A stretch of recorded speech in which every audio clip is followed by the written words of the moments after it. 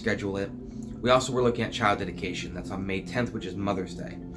We're not sure about that yet. We are hoping to be back in person by then. We do not know for sure, but we decided to not cancel it yet. And instead, we're going to take registrations for both of those, understanding that we might have to work out a new date. So right now, if you register for either of those, what you're saying is, I'm interested in this. Either me or someone in my family wants to be baptized. We want to dedicate one of our children. And we're going to get all the information to you and keep you updated if we have to change or adjust any dates. So that's how we're going to treat that. We're hoping to be in person very soon. However, if we're not, that's okay. We'll still have your information. We can fill you in. The third thing is Faith Track. Faith Track's super important because of two things, really. One, it introduces us. If you're a new Christian, it introduces you to the faith. If you are new to the church, it introduces you to Shining Lights Church. And it introduces you to people. Now, we believe that meeting in small groups is vital. However, a lot of people aren't going to feel comfortable showing up into someone's home. They've never met anyone. So that leads to not just meeting people in this group, but also from there, the second most important thing it does is it networks us. So first it introduces us, then it networks us into a small group ministry. And also we define what our spiritual gifts are. That's how God has equipped us to serve him. And then we find ways to serve him, be it here at the church, be it throughout our community, because we believe in honoring God with our service. So those are the two big objectives. That's important as well. We don't know what the dates are going to be. Actually, we were going to have a group that would be concluding, I believe, this week. But of course, we weren't able to host that. So as for right now, again, we're going to open up the registration so that if you're interested, you can indicate that interest and we can move forward from there. Our devotional. I'm so excited about this. As I've been going through 1 Corinthians, I want to recap a little bit. You may have heard the devotional a few days ago, 1 Corinthians chapter 6, Paul talked about, isn't it better for us to just be wronged as believers than to go sin to get even with someone? So in other words, it's better to just remain wronged than to go do something wrong to get even or to feel better about that. Now from there, that's chapter 6, and just as I review, he talks about many things. He talks about freedom. That's a constant theme. He talks about morality. He talks about what is and isn't appropriate in married life. He talks about status, and he talks about the church in Corinth was really arguing about who's more important and who's, who's doing the things that make them look the holiest was a bit of an issue in the church of Corinth. But also immorality, and again, Paul addresses that.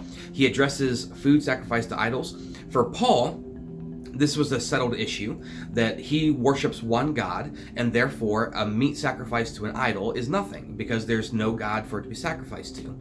However, he acknowledges that many believers have an issue with that, and so what we're called to do in that situation is to actually, instead of exercising our rights, this is what he says in 1 Corinthians 8, chapter 8, verse 9. Be careful, however, that the exercise of your rights does not become a stumbling block to the weak. So he even admits that the people who believe that eating meat sacrificed to idols is wrong, that they're probably weak in their faith. He admits that, but instead of saying, so just do it anyway, don't worry about them, he actually says, okay, for those of you strong in your faith, you have to choose to sacrifice so that you can support those who are weaker in their faith. Not to keep them there, but so that you can continue to minister to them. And then in chapter 9, he talks about the rights he has as an apostle. And he talks about all kinds of things. He talks about, doesn't he have the right to marry? He talks about, as an apostle who's working full-time for the gospel, doesn't he have a right to be paid? He talks about a soldier doesn't have to bring his own equipment to the battlefield, and that someone who owns the vineyard gets to, eat the grapes and be able to enjoy the fruits of the vineyard. And what he talks about is basically, well, we're just not doing any of those things. We're just kind of making things work. And he says, I don't say that so you change anything about this. We don't want you to give us money. We don't want you to do all these things. We say this because we are called to preach the gospel. That's what Paul's saying about himself. I am called to preach the gospel, and woe to me if I don't do that. So I have to do that. Okay. Then he talks about the use of his freedom. This is what we're picking up in chapter 9, verse 19.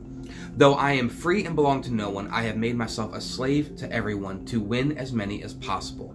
To the Jews I became like a Jew to win the Jews. To those under the law I became like one under the law, though I myself am not under the law. And what he's saying there is that when he is working or ministering to the Jewish people, that he observes the law even though he doesn't have to. That's what he's saying. The rest of verse 20, so as to win those under the law. To those not having the law, I become like the ones not having the law. And here he says, though I am not free from God's law, but am under Christ's law, so as to win those not having the law. So in other words, there are many religious observances he does to honor Christ. There are things that he does to honor his Messiah. However, those religious observances, he's not saying he falls into debauchery or any kind of sin, but the rituals that he has, that he does not carry those as more important than the people he's ministering to. That's what he's saying. Verse 22, to the weak I become weak to win the weak.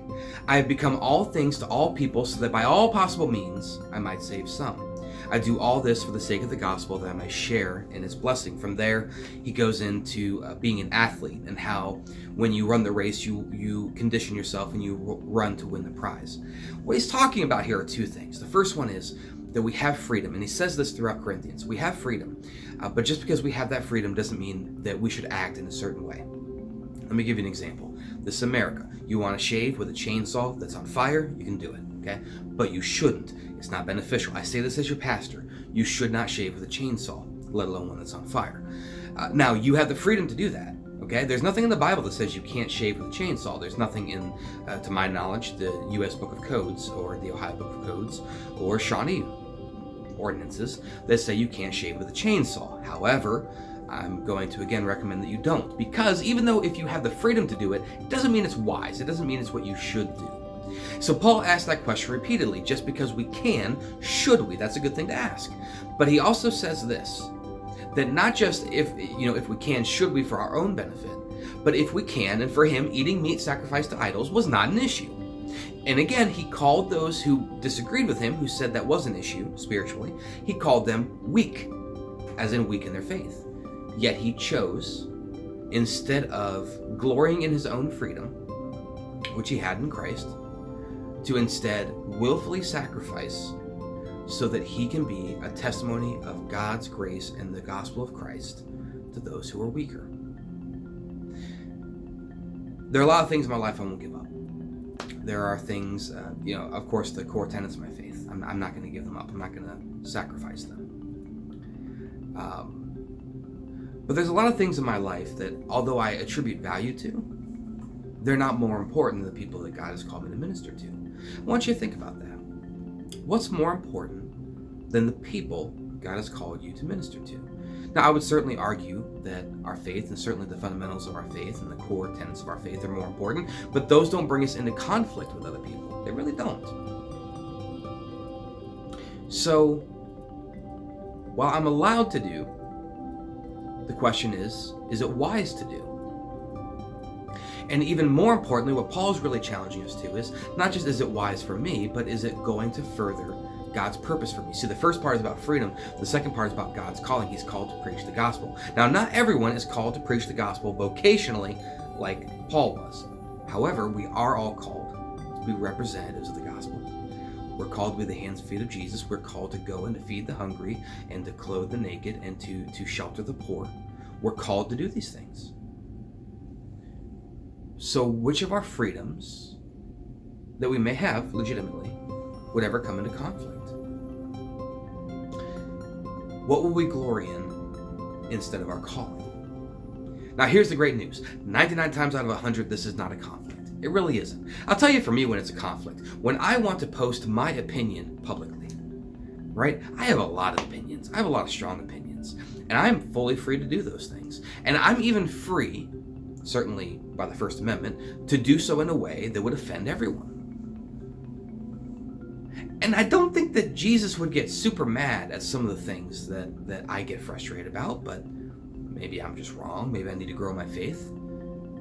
But even if he wouldn't, let's say that. Let's say for a moment that he wouldn't get mad at it. If it takes people away from the gospel, okay, is it wise? So my choice is to not give up my freedom in Christ, but instead to recognize that freedom is a gift and a blessing, but that I still have a calling that is greater than my own freedom in individual matters.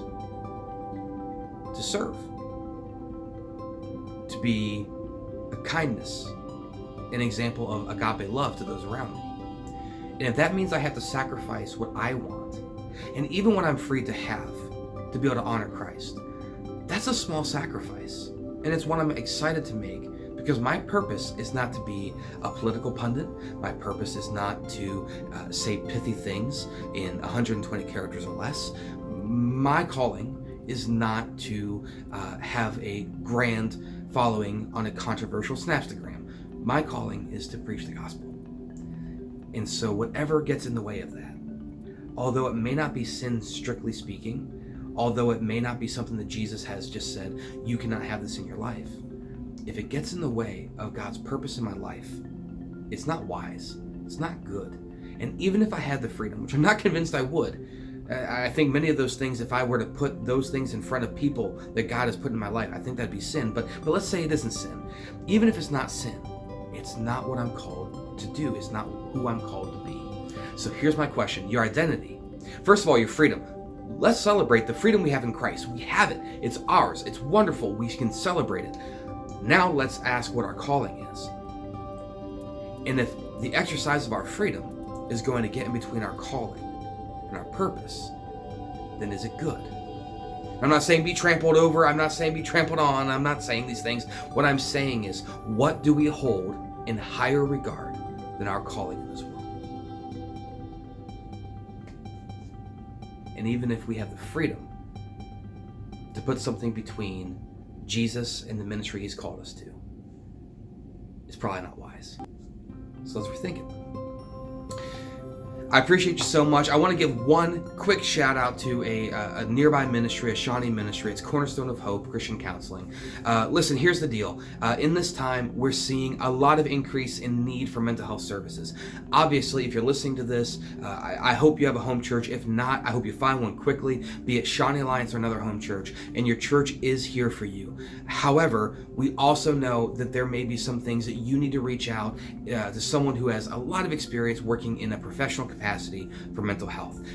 Cornerstone of Hope Christian Counseling is still open. They're doing a lot of telehealth services, and we just know there's an increased need in this time in our community. So I want to encourage you, if you need help, of course, reach out to us at prayer@shinealliance.com, but don't be afraid to reach out to the right resources to get you some help. There's a lot of people that are in a really rough way right now, and we want to be part of the solution. So thank you so much. I took a lot of your time. I think I'm almost at 13 minutes, so I'm going to stop, but I'm so appreciative of you, and I'm so appreciative of what God is doing in your life. Have a great day.